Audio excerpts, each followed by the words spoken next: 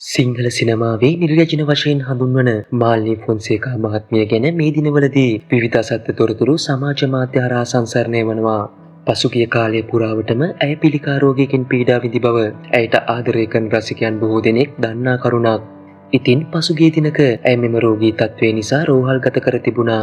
ඉතින් එවැනි තත්ත්වයක ඇය ගැන අසත්‍ය පුවත් රැසක්ම සමාජ මාධ්‍ය හරහා දැක්ගන්නට ලැබුණා.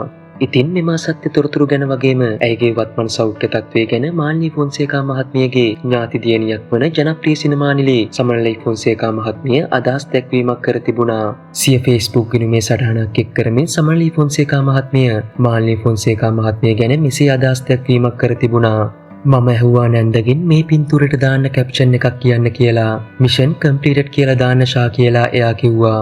ඉතින් ලොකු නැන්දා සනීපෙන් නැන්දට සුව වෙන්න කියලා ප්‍රාර්ථනා කරපු උදව් කරපු හැම ආදරණීය කෙනෙක්ටම ස්තුතියි යනුවෙන් සමනලී ෆොන්සේකා මහත්මිය එම සටහනේ තොරතුරු දක්වා තිබුණා. 1949 වර්ෂයේ අප්‍රේල් 30 වනදා මෙලොව එළිය දුටු මෙම ප්‍රතිභාපූර්ණ සම්මානනීය නිලිය අපේ රටේ කලා ක්ෂේත්‍රයට කළ සේවය වචන වලින් විස්තර කරන්නට බෑ.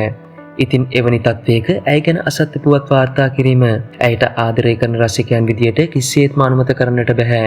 ඉතින් ලංකාවේ කලා ක්ෂේත්‍රයට අමිල මෙහෙයක් කළ මාල්නී ෆොන්සේකා මහත්මියනි ඔබතුමියට ඉක්මන් සුවය ලැබෙන්න කියා අපි හදවතින්ම ප්‍රාර්ථනා කර සිටිනවා.